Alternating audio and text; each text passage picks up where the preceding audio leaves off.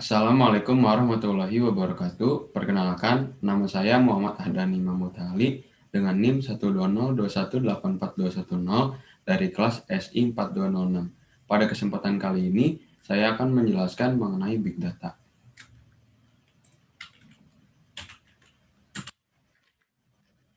Apa sih yang dimaksud dengan Big Data? Big Data adalah segala himpunan data dalam jumlah yang sangat besar, rumit, dan tak terstruktur, sehingga menjadikannya sukar ditangani apabila hanya menggunakan perkakas atau manajemen basis data biasa atau aplikasi pemrosesan data tradisional.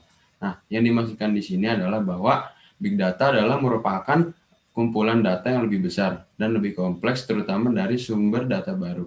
Kemudian di Big Data ini terdapat juga set data. Nah, set data ini juga sangat banyak dan berbagai macam, sehingga software tradisional yang digunakan untuk melakukan pemrosesan Big Data itu sulit untuk digunakan atau tidak dapat digunakan. Tetapi sejumlah data besar ini dapat dijadikan sebagai solusi untuk mengatasi masalah bisnis.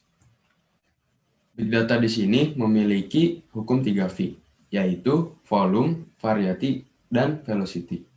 Apa sih yang dimaksud dengan volume?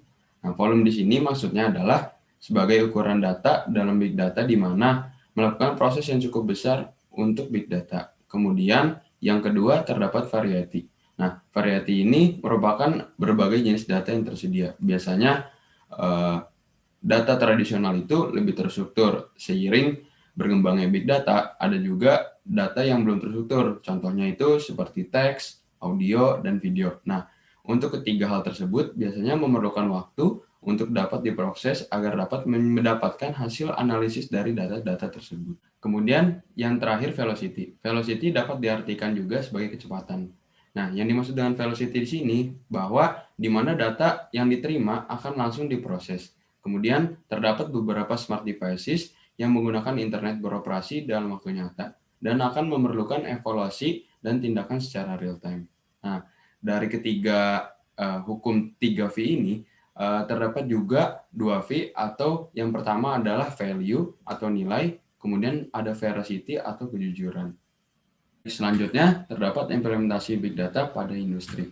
Nah, yang pertama ini terdapat implementasi Big Data pada lembaga keuangan. Nah, yang dimaksudkan implementasi Big Data pada lembaga keuangan bahwa lembaga keuangan dapat menggunakan analisis Big Data untuk secara cepat dan dapat mengidentifikasi potensi penipuan sebelum menjadi efek yang besar. Nah, sehingga lembaga keuangan juga dapat meminimalkan resiko kerugian secara finansial.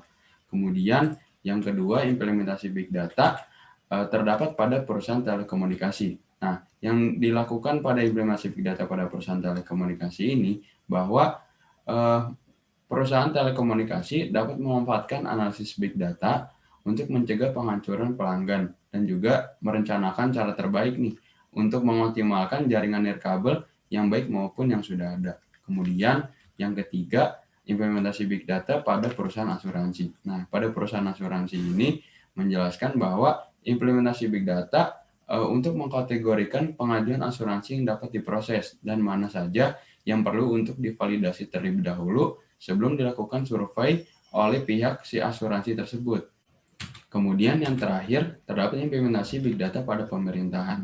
Nah, yang dimasukkan implementasi Big Data pada pemerintahan bahwa pemerintahan dapat memanfaatkan analisis Big Data untuk meningkatkan keamanan negara dengan mampu mendeteksi, mencegah, dan melawan dari serangan cyber.